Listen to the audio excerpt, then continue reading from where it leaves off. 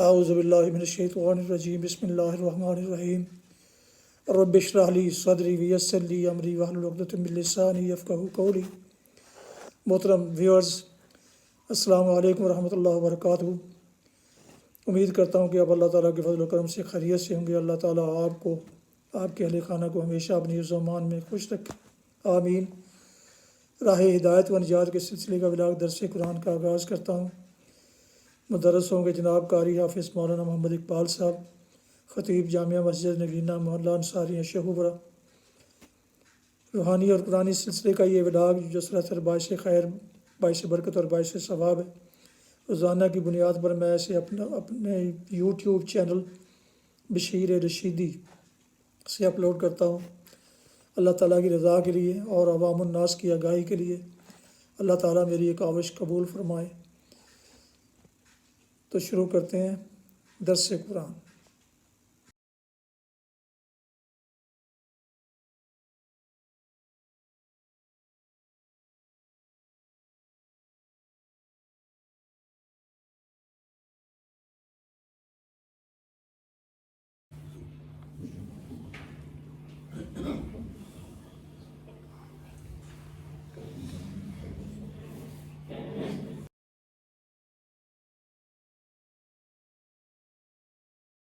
الحمدللہ وکفی والصلاة والسلام علی من لا نبی بعد، اما بعد فاعوذ باللہ من الشیطان الرجیم، بسم اللہ الرحمن الرحیم۔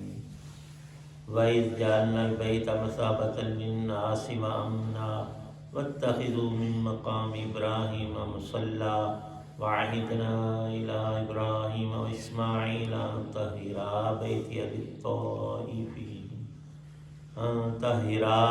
بَيْتِيَ لِلطَّائِفِينَ وَالْعَاكِفِينَ وَالرُّكَّعِ السُّجُودِ۔ وَإِذْ قَالَ إِبْرَاهِيمُ رَبِّ اجْعَلْ هَٰذَا بَلَدًا آمِنًا وَارْزُقْ أَهْلَهُ مِنَ الثَّمَرَاتِ مَنْ آمَنَ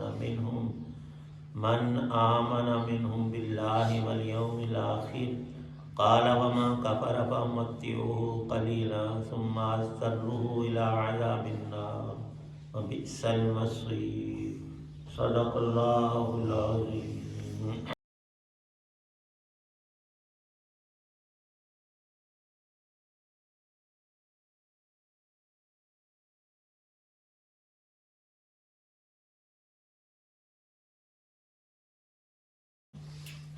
اور وہ وقت یاد کرو جب ہم نے بیت اللہ کو لوگوں کے لیے ایسی جگہ بنایا جس کی طرف وہ لوٹ لوٹ کر جائیں اور جو سراپا امن ہو، اور تم مقام ابراہیم کو نماز پڑھنے کی جگہ بنا لو۔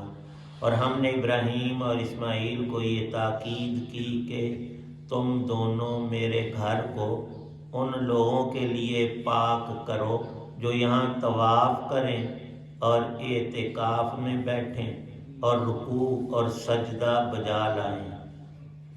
اور وہ وقت بھی یاد کرو جب ابراہیم نے کہا تھا کہ اے میرے رب، اس کو ایک پرامن شہر بنا دیجئے، اور اس کے باشندوں میں سے جو اللہ اور یوم آخرت پر ایمان لائیں انہیں قسم قسم کے پھلوں سے رزق عطا فرمائیے۔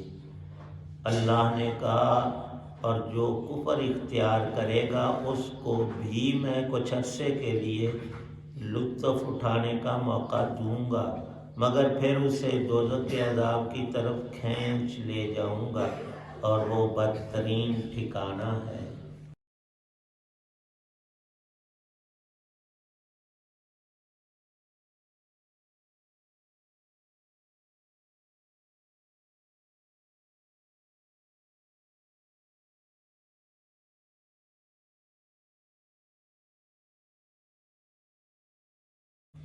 سورۃ البقرہ کی آیت 125 اور آیت 126 ہیں۔ اب تعالی شانہ نے 3 اقوام کا ذکر فرمایا، قوم یہود، عیسائیوں کا اور اہل عرب، جو اس وقت عام طور پر بتوں کی پرستش میں لگنے کے باوجود سید الموحدین حضرت خلیل اللہ علیہ السلام سے اپنا انتساب کرتے تھے۔ اور قرآن میں وضاحت ہے، یہودی کہتے تھے ابراہیم علیہ السلام مذہب یہودیت پر تھے، عیسائیوں کا بھی یہی دعویٰ، اور عرب بتوں کی پوجا کر کے بھی کہتے تھے ہم ابراہیمی۔ اللہ پاک نے فیصلہ فرمایا کہ یہ بات غلط ہے، ابراہیم علیہ السلام کا زمانہ بھی مقدم ہے، اور وہ اس کفر و شرک سے بالکل بیزار اور پاک اور اللہ کے نیک اور مقدس نبی اور رسول تھے، اور ان سے بڑے امتحانات لیے گئے جن میں وہ مکمل طور پر کامیاب ہوئے۔ وقت کی ظالم حکومت، حکمران نمرود تھا، اور ان کے علاقے کے سب لوگ بت پرست اور ستارہ پرست تھے، یہاں تک کہ جب انہوں نے کلمہ توحید کو اللہ کے حکم سے بلند کیا تو حکومت، عوام اور خود ان کے والد آذر ان کے شدید مخالف ہو گئے، یہاں تک کہ ان کو دہکتی آگ میں پھینکا۔ اللہ نے معجزہ دکھایا کہ ان کے نبی کو اللہ نے حکم دیا آگ کو، اور اللہ وہ ہے آسمانوں کو بھی حکم دیتا ہے، زمین کو بھی، کائنات کی سب چیزوں پر اس کا آرڈر چلتا ہے۔ یا نار کونی بردم و سلامن علی ابراہیم۔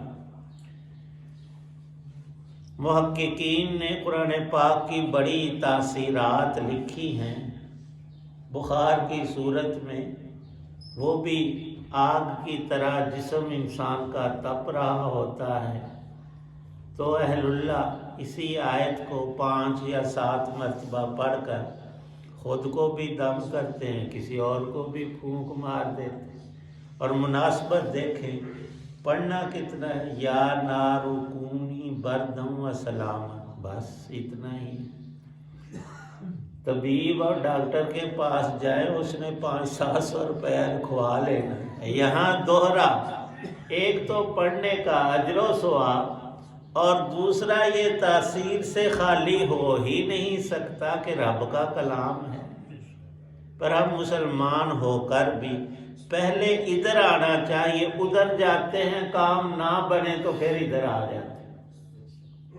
یا نار کونی بردم و سلامن، اور کھلی آنکھوں دیکھا سب لوگوں نے، ڈالنے والوں نے، یہ تو بالکل صحیح سلامت نکل آئے، دیکھنے کے باوصف مخالفت ترک نہیں کی، مجبور ہو کر اللہ کا حکم آیا کہ ابراہیم عراق کو چھوڑ دیں جہاں رہتے تھے، وہاں سے مصر ہجرت کر کے چلے گئے، ساتھ 2 ساتھی اور، ایک ان کی بیوی جو چچا زاد بہن بھی تھی اب ان کے نکاح میں، اور ایک ان کے بھائی کے بیٹے سیدنا لوط علی نبینا وعلیہ الصلاۃ والسلام مصر میں پہنچے۔ وہاں ایک بدترین ظالم حاکم نے، اس کا وتیرہ یہ تھا، مسافروں میں کوئی حسین عورت ہوتی تو چھین لیتا، اس کا خامد ساتھ ہوتا تو قتل کر دیتا،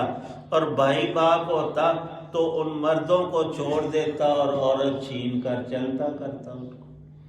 یہی حرکت حضرت سارہ ابراہیم علیہ السلام کی بیوی سے اس نے کی، لیکن اللہ نے اس کے ہاتھوں کو شل کر دیا، کہنے لگا کہ نعوذ باللہ یہ کوئی جادوگرنی ہے، اور تھوڑی دیر کے بعد ٹھیک ہوا تو پھر بری نیت سے ہاتھ آگے کرنا چاہا، پر اللہ نے ہاتھ اٹھنے نہیں دیا اس کو، وہ متاثر ہو گیا۔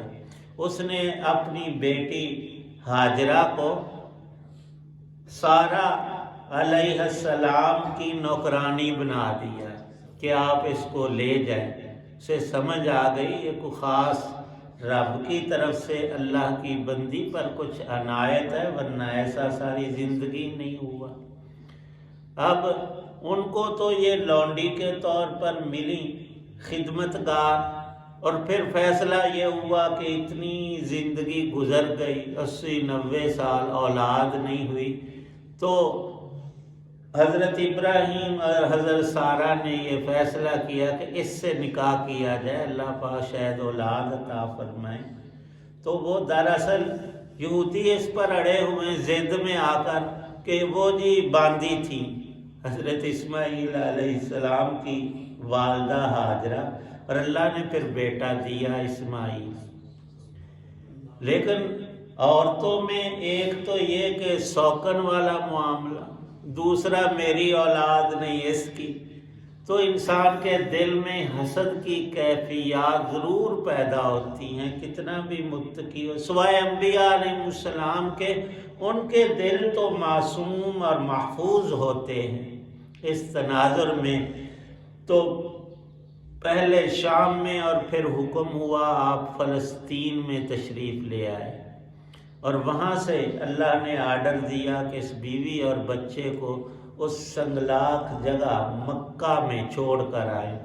वहाँ कुछ भी नहीं था, इनकी बरकत के वहाँ चश्मा निकला, और हज़रत इब्राहीम अलैहिस्सलाम तो वापस फ़लस्तीन आ गए, लेकिन वो मासूम बच्चा और उनकी माँ हाजरा वहाँ पर अल्लाह के हुक्म से क़याम पजीर हुए। फिर काबातुल्लाह जो है बैतुल्लाह शरीफ, ये दुनिया में सबसे पहला इबादत के लिए बनाया गया घर है, और आदम अलैहिस्सलाम के साथ ही इसकी तामीर हुई। और बाद कहते हैं कि खाना काबा शरीफ बना बनाया अल्लाह पाक ने आसमान से उतारा। ज़्यादा तहकीक यही है कि हज़रत आदम अलैहिस्सलाम के हाथों बनवाया, और उसकी बड़ी गहरी बुनियादें और ऊपर कमरा ये जो अब भी मौजूद है इसी जगह पर, और उसमें हतीम भी दाखिल था।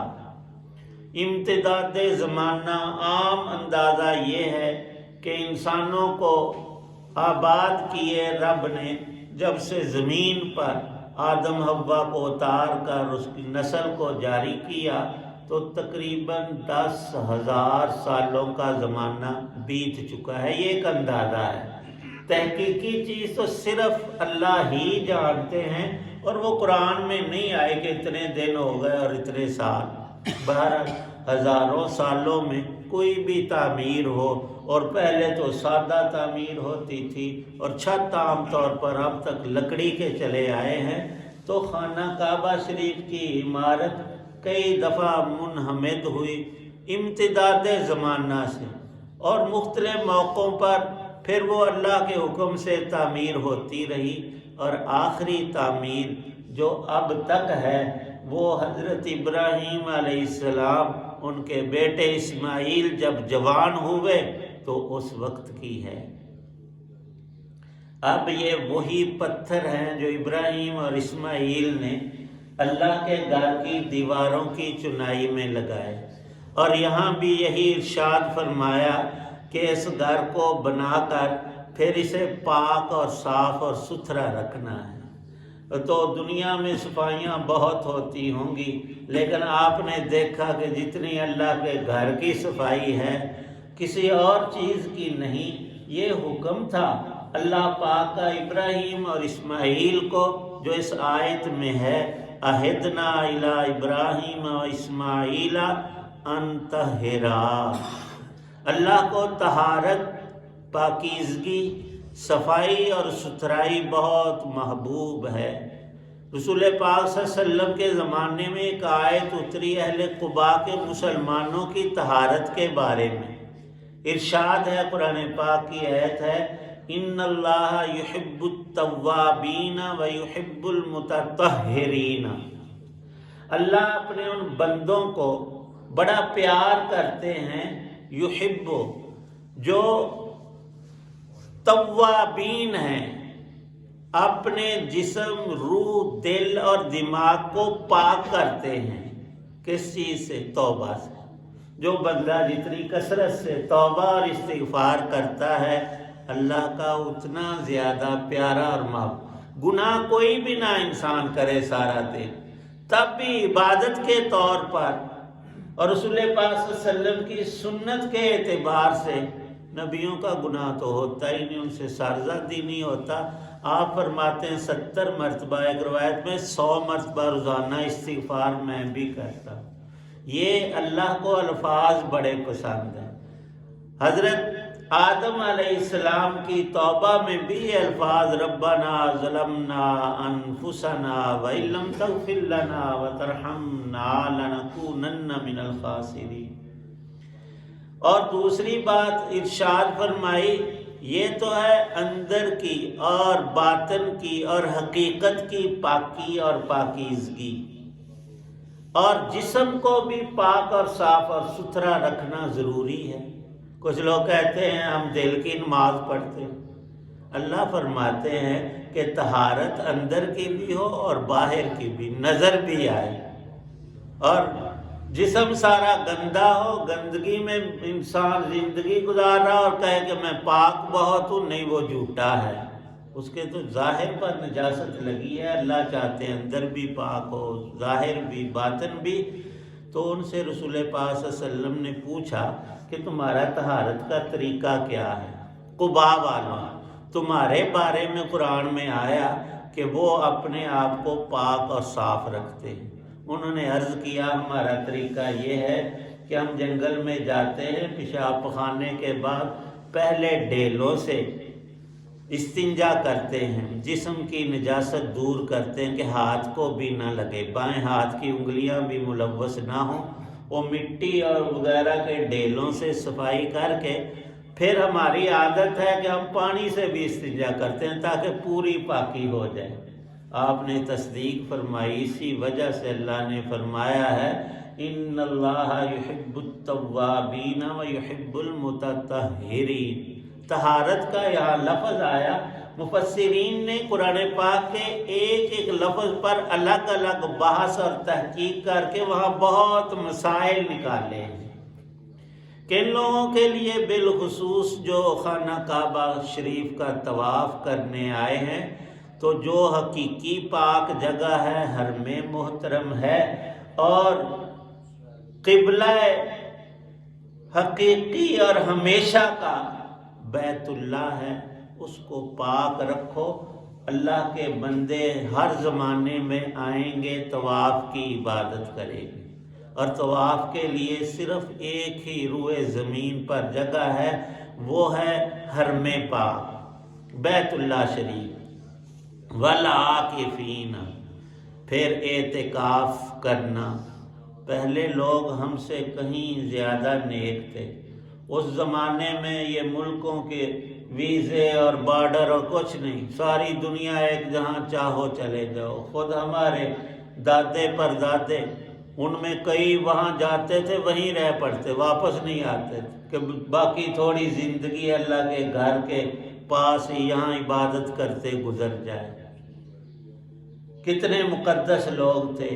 اللہ پاک فرماتے ہیں والعاکفین، اعتکاف کریں گے اللہ کے بندے اور بندیاں۔ والرکع السجود، رکوع اور سجدے سے مراد نماز ہے، نمازیں ادا کریں گے۔ اور پھر ارشاد فرمایا ابراہیم نے اپنے بیٹے کے ساتھ مل کر وہاں دعائیں کی، رزق مانگا ان کے لیے جو ایمان والے ہیں۔ اور مسئلہ تحقیقی ہے، دنیا کی ساری نعمتوں کا اصلی تعلق ایمان والوں سے۔ اللہ جو کچھ پیدا فرماتے ہیں، دیتے ہیں، اصل حق اہل ایمان کا ہے۔ اور جس وقت روئے زمین پر کوئی مومن نہیں رہے گا تو زمین و آسمان بھی نہیں رہیں گے۔ اس لیے اللہ والے فرماتے تھے کہ یہ روزی روٹی نہیں، ساری اللہ کی نعمتیں اللہ نے اپنے نیک اور پاک بندوں کے لیے پیدا کی ہیں۔ جو برے اور کافر ہیں وہ تو ان کی برکت سے کھا پی رہے ہیں، یہ نہیں تو وہ بھی نہیں رہیں گے۔ حق تعالی شان ارشاد فرماتے ہیں جب تم طواف وہاں پر کرو تو ایک جگہ ہے مقام ابراہیم، یہاں اس آیت میں ارشاد ہے وَاتَّخِذُوا مِن مَقَامِ ابراہیم مصلی، اس کو مصلی بناؤ، اس جگہ نماز پڑھو۔ وہ کون سا پتھر ہے؟ مقام ابراہیم، خانہ کعبہ کا جو دروازہ ہے مشرق کی جانب، اس سے تھوڑا سا آگے کر کے مشرقی جانب بھی خانہ کعبہ کی دیوار سے چند فٹ کے فاصلے مشرق کی طرف وہاں ایک گنبد سا چھوٹا بنا، اس میں آج بھی وہ پتھر رکھا ہے۔ اللہ کے گھر میں 2 جنت کی نشانیاں اور پتھر ہیں، ایک حجر اسود وہ بھی جنت سے اتارا ہوا، اور ایک مقام ابراہیم والا پتھر جس پر آج تک بھی کچھ مدھم سا نشان سیدنا ابراہیم علیہ السلام کے قدمین کا ہے۔ اللہ نے یہ معجزہ ان کو دیا کہ وہاں اسباب تھے نہیں، پتھر تو وہ توڑ کر گڑ کر لائے باپ بیٹا، لیکن اب دیوار اونچی ہوئی تو اوپر کیسے لے جا کر پتھر لگائیں؟ تعمیر معمار سے باپ اور مزدوری کر رہے ہیں اسماعیل علیہ السلام، تو اللہ نے وہ پتھر جبرائیل کو دیا کہ یہ ان کو کہیں کہ نیچے رکھ لیں، یہ خود ہی اوپر جائے گا خود ہی نیچے آئے گا۔ اب دنیا مانتی نہیں تھی، یہ خود کیسے ہو سکتا؟ آج کی تحقیق خود وہ لفٹ اور کئی چیزیں اوپر جاتی ہیں اور پھر نیچے آتی ہیں، ہم آنکھوں سے دیکھ رہے ہیں۔ اللہ نے قرآن میں فرمایا کہ جن خدائی قدرت کی بنائی ہوئی چیزوں کو تم کل نہیں مانتے تھے، قیامت سے پہلے تمہاری اپنی عقل اللہ اتنی بڑھا دیں گے، وہاں تک پہنچ جائے گی، ساری چیزیں خود سے ثابت ہو جائیں گی، اور یہ وہی زمانہ ہے۔ تو 2 رکعت نفل نماز 7 چکر لگانے کے بعد، جن کو طواف کہا جاتا ہے، سنت اصل میں یہ ہے موقع ملے تو اس پتھر کے سامنے کھڑے ہو کر خانہ کعبہ کی طرف منہ کر کے 2 رکعت نفل دوگانہ طواف پڑھو، اور وہاں رش ہو، پھر دھکا لڑائی کی اجازت نہیں، جہاں بھی پڑھ لو گے ثواب مل جائے گا اور ادائیگی نوافل کی ہو جائے گی۔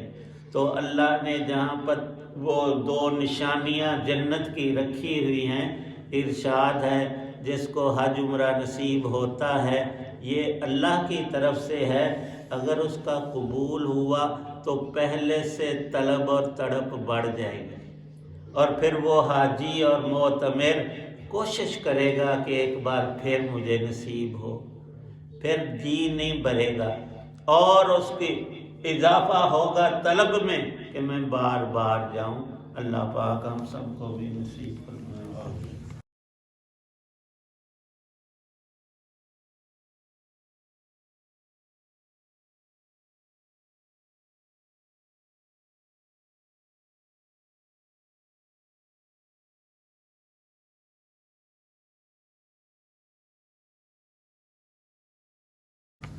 الحمدللہ رب العالمین والصلاة والسلام علی رسولہ النبی الکریم۔ یا اللہ پاک جتنے حضرات دعا میں موجود ہیں سب کی نیک دعاؤں کو قبول فرما، بیماروں کو شفا عطا فرما، ہم سب کی پریشانیاں دور فرما، اہل ایمان کو عزتیں، رزق حلال، امن، سکھ، چین، یا اللہ دین دنیا کی ساری نعمتیں عطا فرما، سختیوں، تکالیف، تنگیوں، پریشانیوں، رنج و غم سے نجات اور حفاظت عطا فرما، قرآن پاک کا کامل نور نصیب، حرمین کی زیارت ہر مسلمان کو نصیب فرما، اور ہم سب کو بھی بار بار وہاں کی حاضری نصیب ہو۔ کئی دفعہ بندہ کہتا ہے کہ نہیں بوڑھے ہو کر جائیں گے سارے گناہ کٹھے، وہ کوئی پتہ نہیں انسان کی زندگی کا، گارنٹی 1 منٹ کی بھی نہیں، اس لیے موقع ہو تو ابھی۔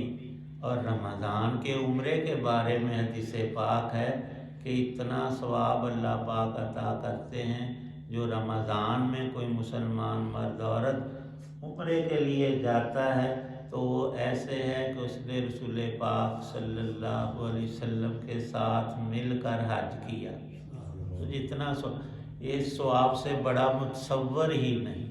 کوشش یہ ہونی چاہیے کہ کوئی عمرہ ہمیں رمضان میں نصیب ہو، اور اگر حج فرض ہے، اللہ نے مالی استطاعت دی ہے، تو وہ جلد از جلد کر لینا چاہیے۔ اللہ پاک توفیق بخشے۔ صلی اللہ تعالی علی خیر محمد وعلی آلہ وصحابہ واہل بیتہ اجمعین۔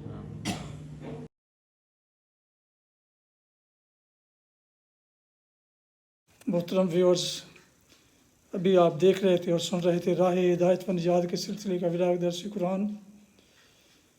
آج کے درس میں سورہ البقرہ کی آیت مبارکہ 125 اور 126 کی تلاوت، ترجمہ اور تفسیر بیان کی گئی، اور مدرس تھے جناب مولانا محمد اقبال صاحب۔ روحانی اور قرآنی سلسلے کا یہ ولاگ جو سلسلہ باعث خیر، باعث برکت اور باعث ثواب، نور ہدایت بھی عوام الناس کی آگاہی کے لیے، اللہ تعالیٰ کی رضا کے لیے میں نے اپنے یوٹیوب چینل بشیر رشیدی سے پیش کیا۔ اگر آپ نے ابھی تک اس چینل کو سبسکرائب نہیں کیا تو سبسکرائب کر کے دوستوں سے شیئر کر کے لائک کر کے بیل آئیکن کو بھی پریس کر دیجیے گا، تاکہ اس طرح آنے والے ایسے روحانی اور قرآنی نوٹیفیکیشنز آپ تک اور دوستوں تک باقاعدہ اور بر وقت پہنچتے رہیں۔ اپنا بہت خیال رکھیے گا، اپنی دعاؤں میں پاک وطن، والدین، دوستوں کے علاوہ اس ناچیز کو بھی شامل فرمائیں تو بہت شکر گزار ہوں گا۔